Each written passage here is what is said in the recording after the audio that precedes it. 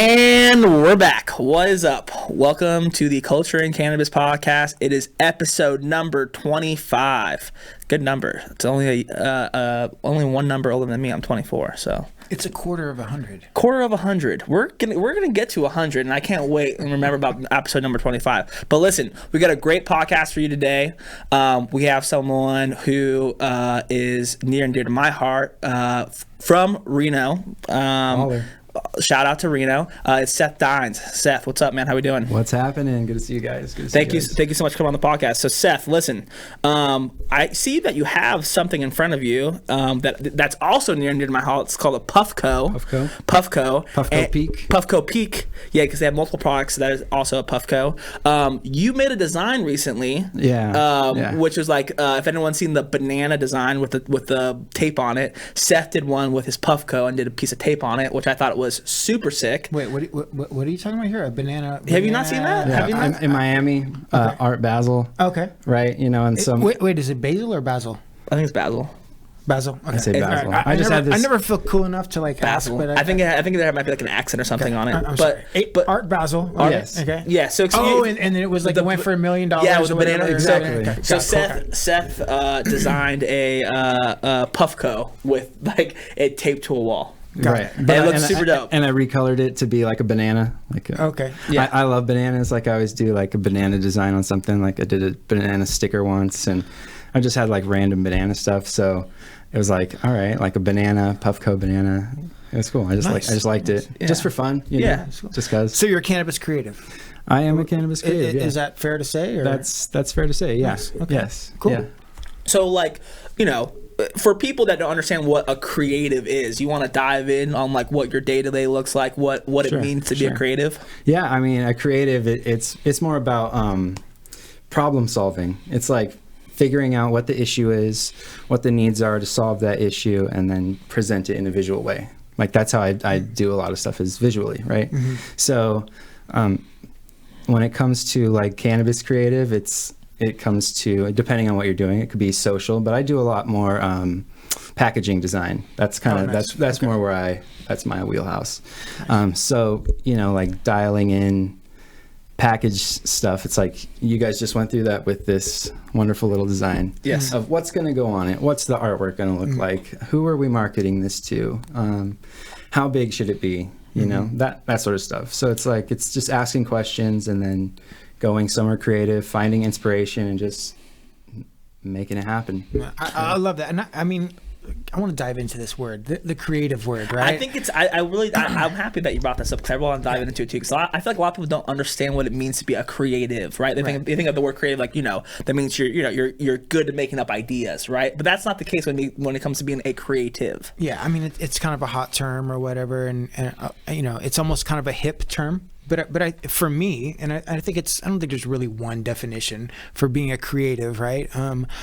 Other than, it's more than being a hipster on Instagram, right? Totally, that takes, cool pictures and stuff. But, back in the day, there was artists, right? And there was artists that would, have the different mediums and stuff like that. And I think as technology has moved forward and all the different, artist platforms that are available and all this stuff, being an artist and creating content is kind of the cost of entry into any small business, right? And so you need to get an artist, if you will, or a creative on your team that can help you kind of navigate through the different platforms of design to kind of get your brand or your business out there. Right. And I think that there's a difference between artist and creative, right? Okay. Because I wouldn't consider myself an artist, I know good art, but me to personally sit down and like sketch out something super custom, like, no, I'm going to go to somebody that I know already does it like way better than me, right? So like, it's more like I feel like that's a kind of an entrepreneur mindset too. Like you have to be creative. You have to also know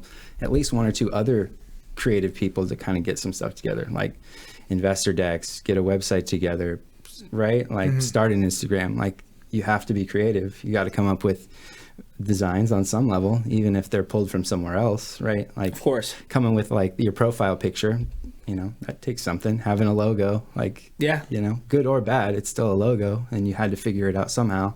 So I think that's I like the term creative, because I'm also into like strategy. You have to be creative to be in strategy, right? So Yeah. 100%. So how'd you get started? Like what's your background? Did you go to school for design to be, to be this, creative, or is it something that you kind of taught yourself? I always messed around with it as a kid, like making skate videos with friends when we were like younger, stuff like that. And then messing around in paint just cause like made a logo and when I was with my friends and we built the skate park in my hometown. So like I've always kind of had that creative flow going. Where are you from? Sorry? I'm from Northern California, a small town in Northern California called Loyalton, and moved to Reno like shortly after because if you don't want to do anything fun or exciting, you go to Reno to do it. Like so, it's like Reno is kind of hometown, but Loyalton's where I grew up. So went to school for graphic communications, learned a whole bunch there. But then it's my cannabis creative start happened much later. I wasn't into that at all. I was into like digital agency, so I designed and tested and played with apps, websites, did branding and stuff, and I learned that through like that whole world. Like traditional digital marketing and exactly stuff like that. Yeah, totally. And like development and technology, so that sort of thing. And then I've always been overweight like my whole life, so it's like always a battle, and that brings health issues and stuff. So like how cannabis like entered my life is I'd had a long history of health issues. I was in a bad car accident when I was 16, and that just gets you started immediately like in the big pharma medical world, right? Like you're because in it. It's like a referral system, right? Absolutely. So you get hurt, right? And then you go to the doctor, and then the doctor can't give you exactly what you need, so they need to send you to a pain specialist, and then it's the system, right? It's the system, totally. And so, don't mean to interrupt you, but no, you get it, right? So it's like and ever since then I've had chronic pain, so that's like pain pills is just part of life. I had resigned in my mind that like I'm going to take these pills the rest of my life, so whatever, but that brings on, you start one and then before you know it, you're on 10. Okay, that's a hyperbole, but you get my point. Of course. Well, and I think that's what happens, right? And I mean, let's dive into it a little bit. So like, you get hurt, right? And you don't know what to do, right? It's not like you plan to get in a car accident, right? Not at all.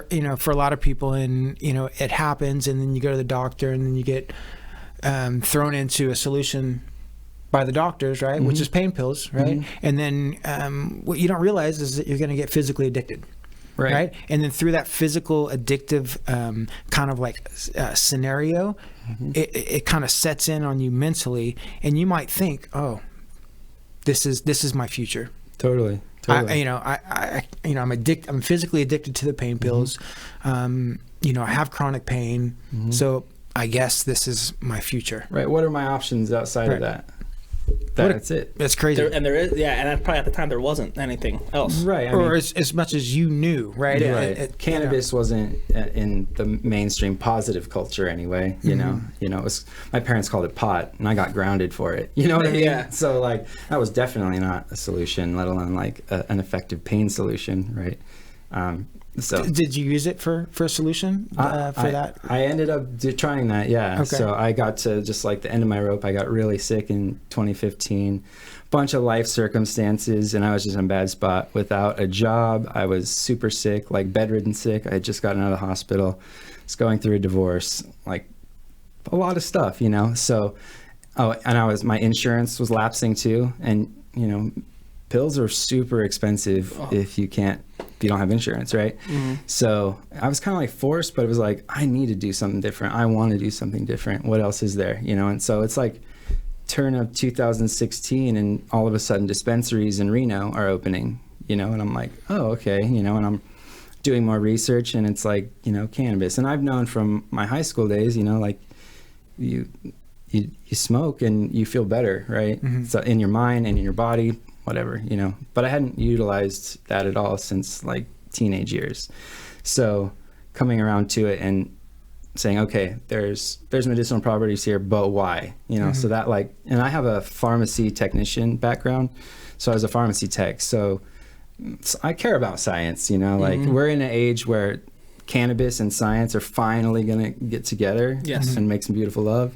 And we're going to see a lot of anecdotal evidence that everyone already knows, it's going to get answered by science. So that kind of got my attention, is because it's legal. I could go buy it. I just had to get a prescription at the time. I fit the bill for that. So I'm like, yeah, let's do that. So I tried it, and I stuck with it, but it was really hard at first because I was like super stoned, right? I was just like uncomfortable, right? Mm-hmm. I was trying edibles, tinctures, vape, dabs, just flower, trying everything because each one hits you different, right? So then that led down to like understanding terps, and it's not about strain names, it's not about indica, it's not about sativa, it's about the science of terpenoids and cannabinoids. Yeah. Right. However you say tomato, that. tomato. That one. Yeah, tomato. I know one time I watched a podcast where this lady corrected this guy on the podcast. It's like it's not cannabinoid, it's cannabinoid. And I was like, all right, lady, geez, so settle down. We're tomato, potato. Yeah, whatever you say, we'll understand it. Yeah. So 2016, you get your medical card, and I love Reno just as much as you do. Obviously, what dispensary were you going to, if you don't mind me asking? Well, because I'm also like in creative and I didn't have a job, and I'm like, all right, well, freelance it is, like I didn't really want to get back into an agency. It's just, plus that, they drug test there, and I was now using cannabis. So I'm like, I'm not going to stop, it helped me. I got off of opioids in 2015 because cannabis helped me. Like I love that, because I want to frame it up, because so many people use cannabis when they were kids. Right, or they, from Generation X, right? Like, we were listening to fucking Dr. Dre. What I mean? The Chronic came out. When I can't relate. But yeah, well, I was 13. I'm a millennial. Yeah, I was 13 when the Chronic. Okay, well, I'm a Gen X, full force, right? Dr. Dre came out, 7th grade. We're smoking weed, and that was my experience, and I think a lot of younger people's experience with cannabis, and it's that recreational thing in the beginning, and a lot of people, when you grow up, you understand that it's illegal, and maybe you went to jail for it, so you have to kind of get away from it. But for a lot of people, life is rough, and it comes with a lot of struggles and trials and tribulations. And for a lot of people, people get away from cannabis, but through medical situations or different things, they get reconnected with the plant on this medicinal level. And I think it's a beautiful thing. And I have the same story, right? I got reconnected through that cannabis opioid, how they kind of help you through that situation. So that's a beautiful thing. Right, but through a different lens, right? Instead of just like culture and like what your friends are doing, into like more like, this is actually really helpful and this can help people. Well, for me, and to get back to what you were saying, I had a similar belief of my life. I thought that being addicted to opioids was a lifelong sentence for me. That's a good way to put it. And it's hard to explain for somebody that hasn't really been there, what I mean? But for the people that have been there, they understand that, the withdrawals are so kind of like physically painful that you feel like you're stuck, and you can't, you feel like, you feel stuck. If I go through the withdrawals, then I'm going to be too sick to go to work. I can't get out of bed. How am I going to pay my bills, right? You're stuck in this cycle of, it's not like really getting high, but it's just to not be sick, right? I think it's to like alleviate discomfort, right? Like if I get off of this, it's just going to bring more discomfort. What is there outside of that? Like going through the detox is discomfort. Yes. And then on the other side of it, sure, I'm clean, but I'm still going to be in discomfort, right? And I think that cannabis, not to hijack you here, but like cannabis bridges that gap and allows for a different type of space. Because it's not just like the pills you take and then if you go off them, it's more like you got to go for C2 medication, you got to go to the doctor every month. You got to go see the doctor. That means time, right? And then you got to go to the pharmacy.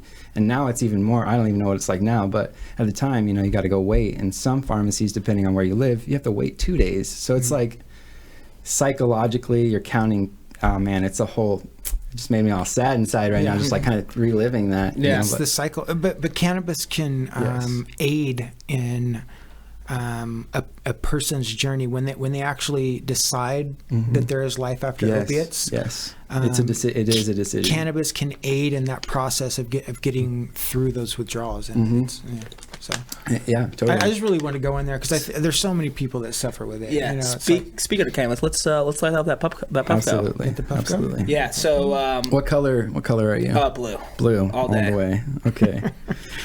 So for those that don't know, Puffco is Puffco Peak is a that 2 times. a dab machine that based out of a company based out of Newark. It's a beautiful machine. I have one. You don't have one yet, but you're going to get one. Joy wants to get one. Seth has one, and it is just awesome. Huge fan. Huge fan.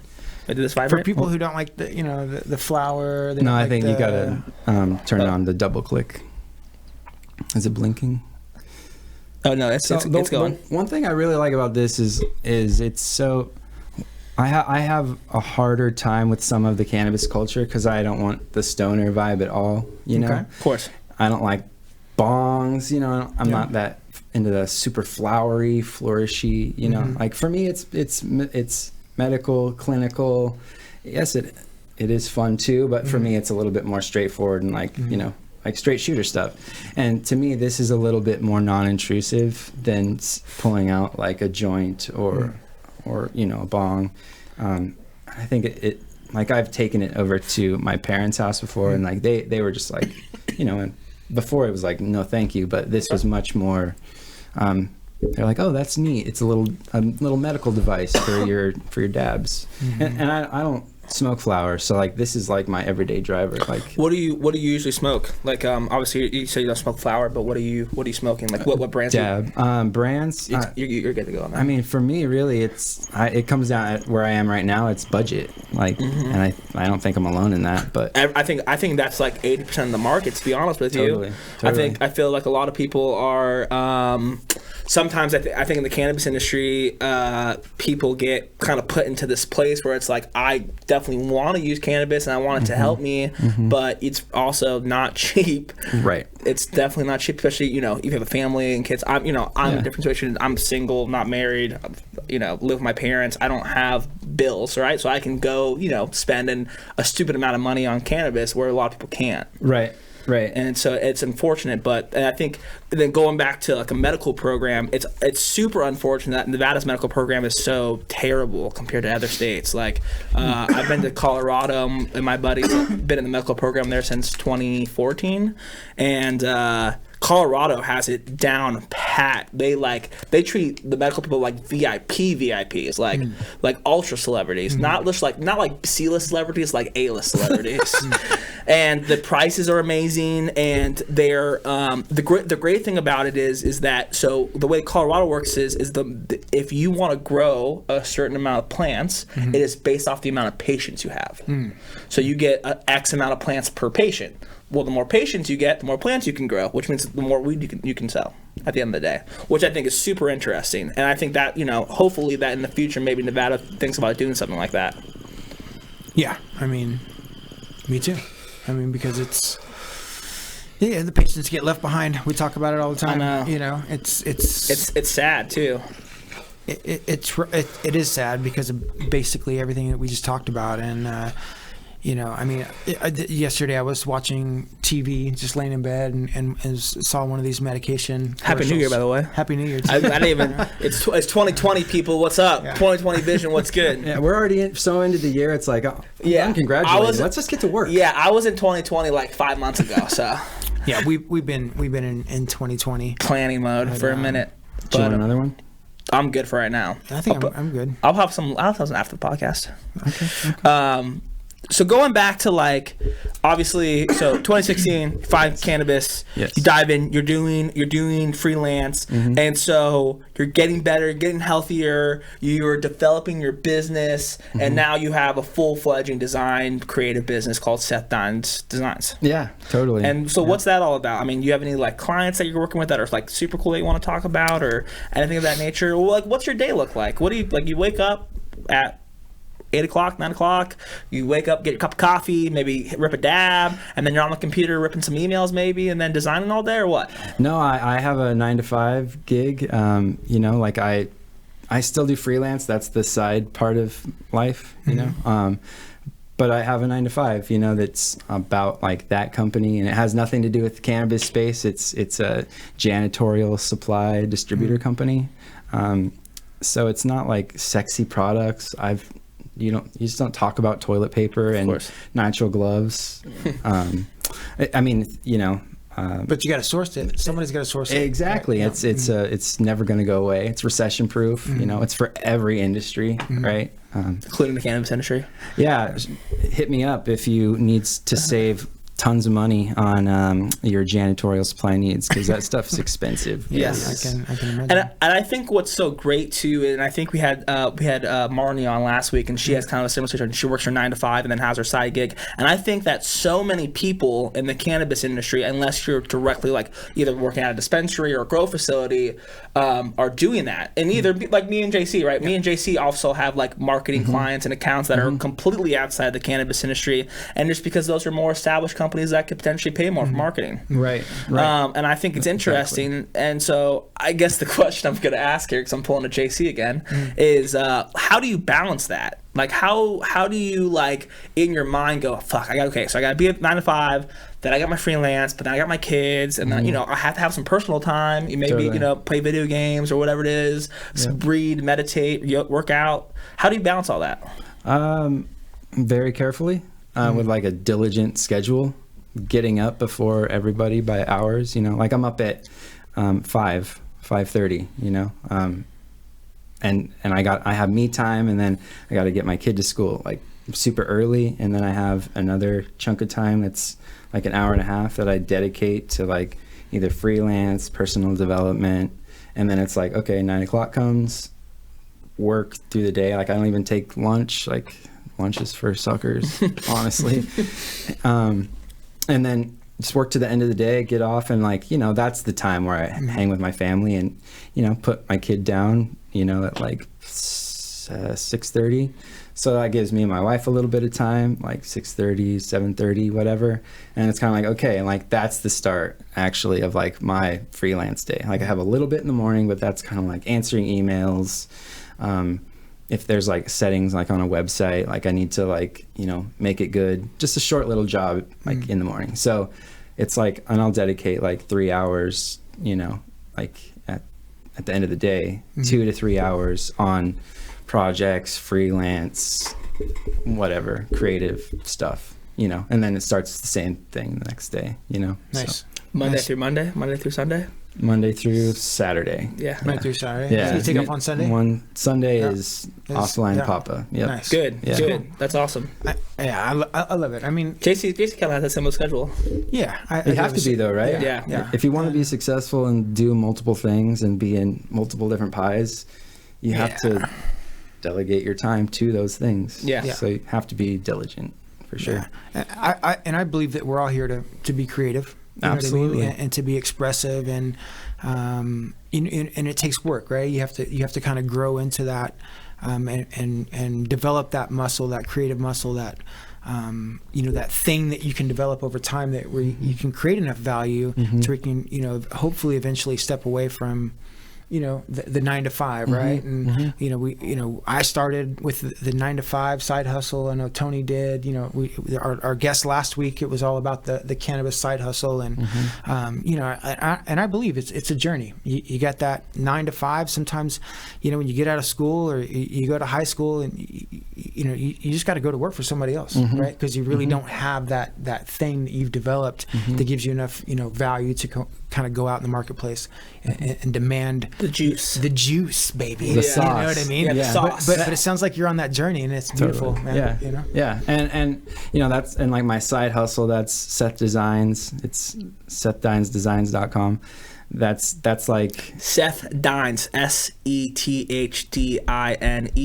designs.com. So I just want to make sure that's clear. Yes. You did a quick plug. It's okay. We do big plugs on here. Okay. All right. That makes me feel so much better. That's good. But for cannabis specific, I partnered up with a partner. Her name's Kita, and we do a consultation that's like specific, because that's like her and I put our heads together, and she's very business oriented, and that's like, for any successful brand, the business part of a brand is just as important as the product and the creative side. Exactly. Yeah. Right. So it's kind of like coming full force with that, So like I'll take on smaller web branding stuff on my own all day, but it's like I want that to be like, it's called sweet sauce. sweetsauce.co. Sweet That's sauce. the website. Nice. And that's like the consultation, we do SOPs and, like documents. We've worked on several applications now. We're working on like 2 different house of brands. One located in North Carolina with a hemp collective, and then one we're kind of like trying to launch here. Nice. It's called Ambulera. Yeah. Cool. And that's just having like different verticals, Of course. Yeah. You have to. Or you don't, and you can be like a brand that has pre-rolls and concentrate and flower, right? So I mean, products only. Yeah. Right, but I believe more where we're at is like solving individual problems with brands, right? So that's why creating like different brands, verticals. So instead of having like one company that does all those products, it's like have the company just do one thing. So like just does concentrates, one that is just edibles, one that's just like a salve or a lotion, right? So I kind of believe more in that. And if you see any like the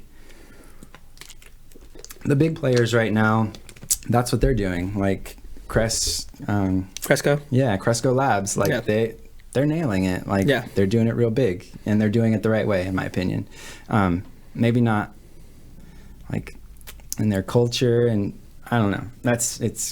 That's complicated though, right? Of course. I mean, cannabis company culture is, totally. Unbelievably complicated. And at the end of the day, it's the wild, wild west. So it's like, it's not, this isn't the automotive industry or like the lumber industry, right? This is a brand new industry where you have a lot of people coming from tech, a lot of people coming from alcohol, a lot of people coming from marketing, and then like weird areas, like people are coming from insurance or like, like I know people who came from guns, people that were like, my family, were big gun sellers, and we had enough money and right time, right place. We got a license and we opened a dispensary. Totally. So it's weird, but that's what the cannabis industry is. So you bring all those cultures together, and then you build this cannabis culture where it can be very, very toxic or very, very fun and cool. And I don't think there's really been a company that's nailed the fun and cool part yet, but there's been a bunch that have nailed the toxic one. And that's just a matter of difference of, personalities and oversight.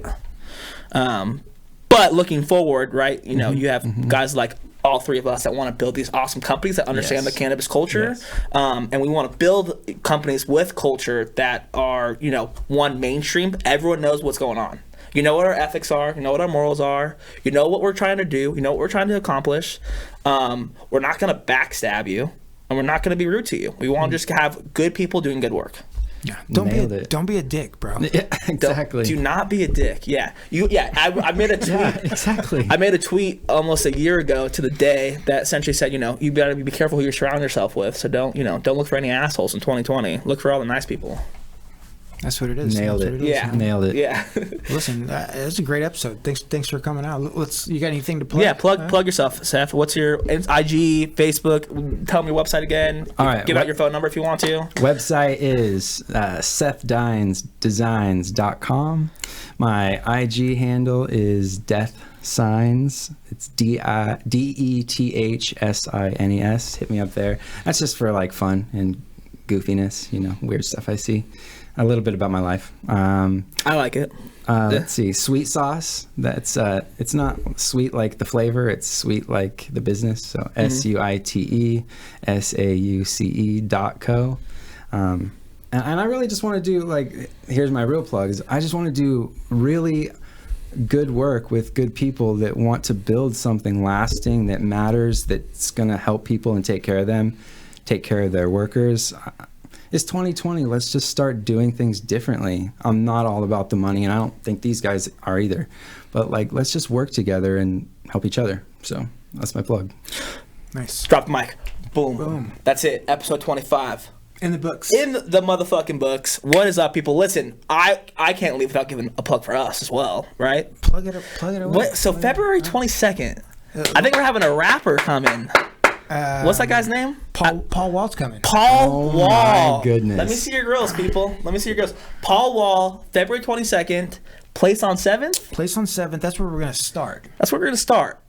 I remember, but there might be a little bit of pre-party. There might be a little bit of, I think. Are we ready to announce the after party? Yes. Or are we gonna wait? Let's announce. Oh, what are we doing for the after party? Light nightclub. Woo! Mandalay Bay Light nightclub. One of my favorite nightclubs in town. It is. Shout out to Genty, Connect, John Petty, Play Las Vegas, Light, hooking it all up. Yeah, it takes a tribe to build a person. It does. It takes a tribe to build this business. It does. And yeah, we're launching. We got the pre-rolls, full line of THC products brought to you by the Culture and Cannabis brand. We're going to start out with these pre-rolls. Hold it up there, Tony. Can you?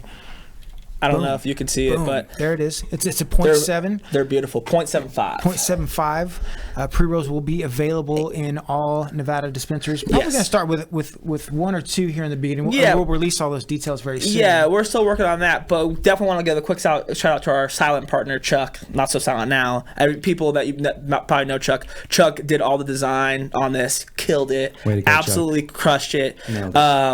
Put an awesome QR code that gives you a special gift. What do you get with the QR code? I don't know if I want to tell them yet. Or maybe it's get some surprise. Fuck it, I'm going to tell you guys. You get 2 free tickets to Paul Wall on February 22nd. So as soon as these drop, we'll be telling you where they're at. Go buy them. Get yourself a free ticket. Get a free ticket, man. Free ticket to Paul Wall for Culture and Cannabis 2020 season opener. It's going to be the biggest cannabis event, not only in Vegas, not only the West Coast, but maybe the world. Could be.